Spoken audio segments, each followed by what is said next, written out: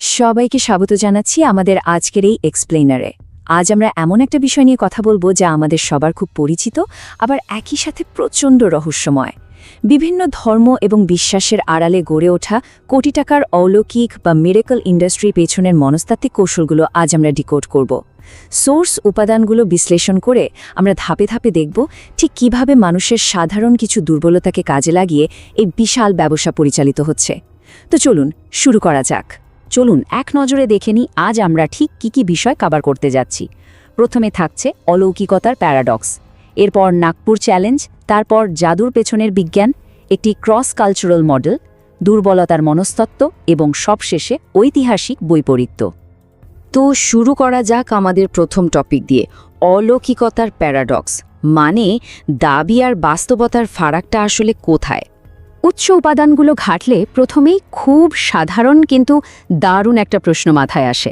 একটু ভেবে দেখুন তো, যদি এইসব স্বঘোষিত পীর, বাবা বা ধর্মগুরুদের কাছে ক্যান্সার থেকে শুরু করে চাকরি পাওয়া, মানে দুনিয়ার সব সমস্যার জাদুকরী সমাধান থেকেই থাকে, তাহলে আমাদের চারপাশে এত এত হাসপাতাল কেন?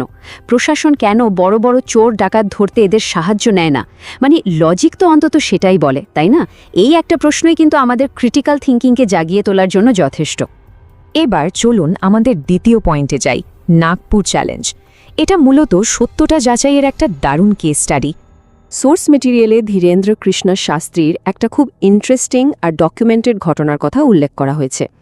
ঘটনাটা ছিল অনেকটা এরকম। প্রথম দিনে নাগপুরে বাগেশ্বর ধাম সরকার নামে পরিচিত এই ব্যক্তি একটা রামকথার আয়োজন করেন। তার দাবি ছিল তিনি নাকি মানুষের মন পড়তে পারেন।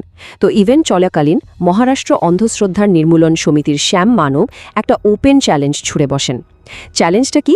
একদম সায়েন্টিফিক্যালি নিয়ন্ত্রিত পরিবেশে এই মন পড়ার ক্ষমতা প্রমাণ করে দেখাতে হবে, আর পারলে নগদ ৩০ লক্ষ টাকা পুরস্কার। কিন্তু এরপরই ঘটে আসল টুইস্ট। ১৩ তারিখ পর্যন্ত ইভেন্ট চলার কথা থাকলেও চ্যালেঞ্জ অ্যাকসেপ্ট তো দূরের কথা, উল্টে ১১ তারিখেই তোলপা গুটিয়ে ইভেন্ট শেষ করে দেয়া হয়। বোঝাই যাচ্ছে বৈজ্ঞানিক পরীক্ষার মুখে এই ধরনের অলৌকিক দাবিগুলো ঠিক কতটা ধোপে টেকে। এখন প্রশ্ন হলো, তাহলে এরা করে কিভাবে? চলুন আমাদের তৃতীয় অংশে জাদুর পেছনের বিজ্ঞান বা এদের মেথডোলজি ডিকোড করা যাক। যদি ঐশ্বরিক ক্ষমতায় না থাকে, তাহলে ভরা ময়দানে সবার সামনে এরা মানুষের নাম, গোপন সমস্যা এগুলো বলে দেয় কিভাবে? ম্যাজিক? না, এর উত্তর হচ্ছে কোল্ড রিডিং। সোর্সে এটাকে খুব সুন্দরভাবে একটা সাইকোলজিক্যাল ট্রিক বা মনস্তাত্ত্বিক কৌশল হিসেবে ব্যাখ্যা করা হয়েছে। এখানে কোনো অলৌকিক ব্যাপার নেই। আসলে একজন মানুষের বডি ল্যাঙ্গুয়েজ, চোখের মুভমেন্ট, কথা বলার ধরন আর আজকাল তো সোশ্যাল মিডিয়া প্রোফাইল, এসব খুব দ্রুত অ্যানালাইজ করে ওই মানুষটা সম্পর্কে একটা অনুমান দাঁড় করানো হয়। যারা এই কাজটা করেন তারা এতই এক্সপার্ট যে তাদের কথা শুনলে যে কারো মনে হবে, আরে এ তো আমার মনের কথা পড়ে ফেলল। আর এই কোল্ড রিডিংয়ের সাথে হাত ধরাধরি করে চলে আর একটা জিনিস, বার্নাম ইফেক্ট। এটা আমাদের মানুষের মস্তিষ্কেরই একটা খুব স্বাভাবিক প্রবণতা। ধরুন কাউকে খুব ভাষা বা সাধারণ একটা কথা বলা হলো, যেমন জীবনে অনেক স্ট্রাগল করা সত্ত্বেও আপনি সঠিক মূল্যায়ন পাননি। কথাটা শুনলে কি মনে হয়? আমাদের ব্রেন অটোম্যাটিক্যালি ওই শূন্যস্থানগুলো নিজের জীবনের সাথে মিলিয়ে নেয়। মনে হতে থাকে, হ্যাঁ ঠিক তাই তো, কথাটা তো একদম স্পেসিফিক্যালি আমাকে নিয়েই বলা হচ্ছে, অথচ কথাটা কিন্তু দুনিয়ার বেশিরভাগ মানুষের সাথেই মিলে যাবে। ব্যাপারটা একদম জলের মতো পরিষ্কার হয়ে যাবে যদি আমরা প্রফেশনাল মেন্টালিস্ট আর এই স্বঘোষিত গুরুদের একটা তুলনা দেখি। সুহানি শাহ বা কারেন সিংয়ের মতো মেন্টালিস্টরা ঠিক এই একই কোল্ড রিডিং আর বার্নাম এফেক্ট ব্যবহার করে স্টেজে ম্যাজিক দেখান। কিন্তু তারা খুব ওপেনলি স্বীকার করেন যে হ্যাঁ, এটা একটা আর্ট, এটা একটা সাইকোলজিক্যাল ট্রিক। অন্যদিকে ওই স্বঘোষিত গুরুরা অবিকল একই কৌশল ব্যবহার করে সেটাকে ঐশ্বরিক ক্ষমতা বলে চালিয়ে দেন। মানে মেকানিজম একদম সেম, শুধু প্রেজেন্টেশনের প্যাকেজিংটা আলাদা। এই দাবিগুলো যে কতটা ভুয়া সেটা বোঝাতে সোর্সে বিশ্ববিখ্যাত জাদুকর জেমস র্যান্ডির সেই ঐতিহাসিক চ্যালেঞ্জটার কথা বলা হয়েছে।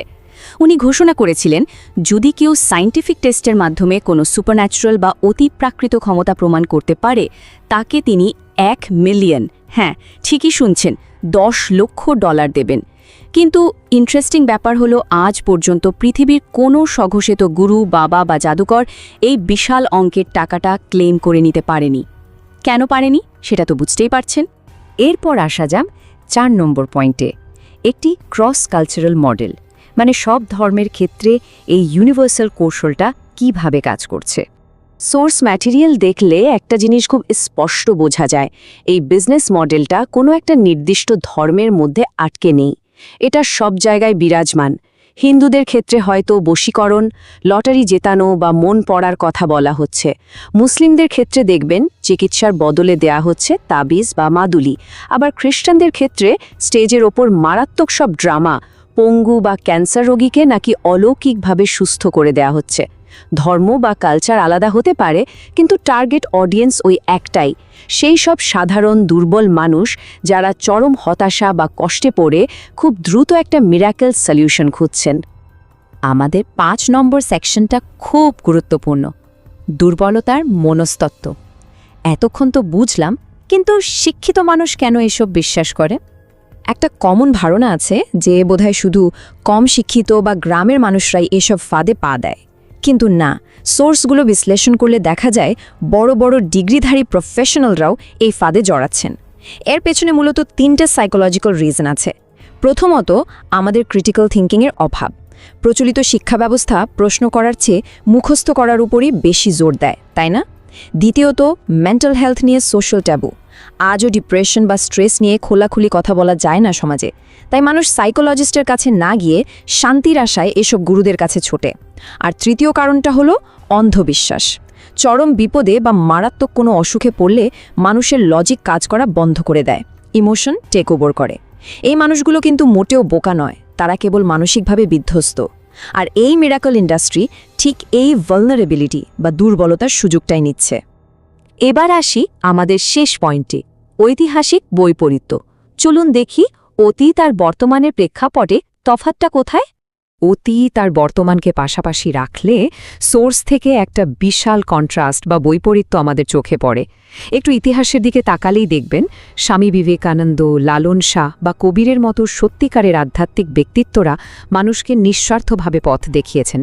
তারা কিন্তু শান্তির বিনিময়ে বড় অঙ্কের ডোনেশন বা ভক্তি ট্যাক্স দাবি করেননি। কিন্তু আজকের এই তথাকথিত 5 স্টার গুরুদের দিকে তাকান, এরা ধর্মের মোড়কে মানুষের ইমোশনকে স্রেফ ম্যানিপুলেট করছে আর গড়ে তুলছে কোটি কোটি টাকার সাম্রাজ্য।